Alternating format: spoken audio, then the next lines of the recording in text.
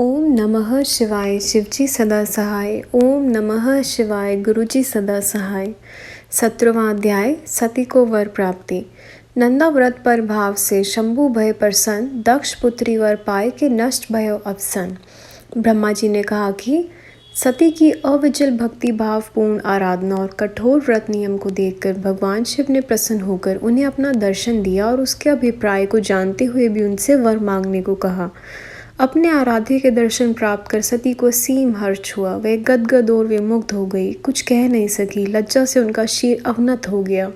सर्वज्ञ भगवान शिव उनके हृदय के भावों को पूर्ण रूप से जानते ही थे, पर सती लज्जा से उन्हें अभिव्यक्त नहीं कर पाती थी। तदनंतर लज्जा त्याग कर सती ने कहा कि हे वरद, आपको जो अच्छा लगे वही वर दीजिए। तब शिवजी ने कहा कि तुम मेरी अर्धांगिनी बनो।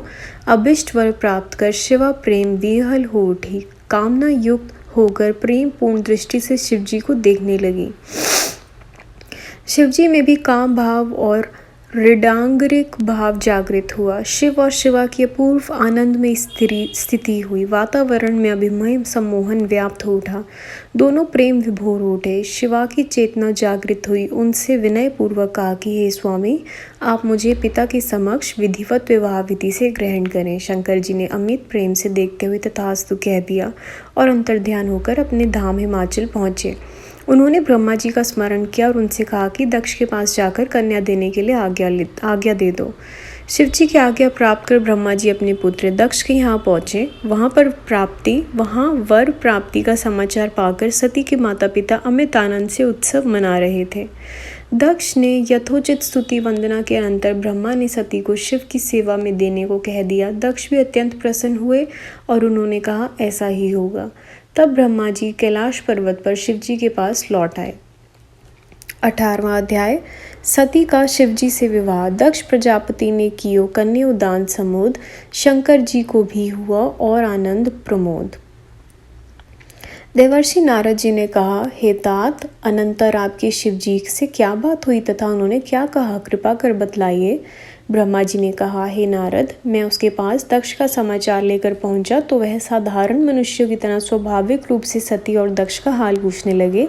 मैंने उन्हें विश्वास दिलाते हुए कहा कि श्रद्धेय वर, आपका कार्य सिद्ध होगा। दक्ष ने पहले ही अपनी पुत्री देना निश्चित कर लिया है। आप शुभ समय को देखकर अब उनके घर चलकर सती को ग्रहण कर लीजिए। शिवजी ने अत्यंत हर्ष के साथ कहा कि तुम्हारे और नारद जी के साथ मैं उनके घर चलूंगा। इस शुभ अवसर पर आप अपने पुत्रों को भी बुला लें। तदनुसार मैंने अपने मरीचि आदि पुत्रों को स्मरण कर बुला लिया। साथ ही शिवजी ने भगवान विष्णु का स्मरण किया। उसी समय लक्ष्मी सहित गरुड़ पर आसीन भगवान शिव चले आए। सभी देवतादि मुनि जुट गए। चैत्र शुक्ल त्रयोदशी रविवार के दिन फाल्गुनी नक्षत्र में बड़े हर्ष और उल्लास के साथ यात्रा प्रारंभ हुई। बारात की शोभा अनिर्वचनीय थी। नंदी पर आसीन सर्वेश्वर शिव की आभा क्या कहना था, अनुपम दृश्य था। प्रजापति दक्ष ने अमित हर्ष के साथ सबका स्वागत सत्कार किया। शुभ घड़ी में शिवजी ने अमित सुंदरी और सर्वगुण संपन्न शिवा को अंगीकार कर अपनी अर्धांगिनी बनाया। सबने असीम हर्षोल्लास से मंगल कामना की। संगत जी, ये दोनों अध्याय समाप्त होते हैं। सुनने का बहुत बहुत शुक्रिया गुरुजी। हम सब पर अपना हाथ रखें। कुछ भूल चूक हुई हो गुरुजी, संगत जी माफ़ कीजिएगा। अगला अध्याय, अगली वीडियो। ओम नमः शिवाय।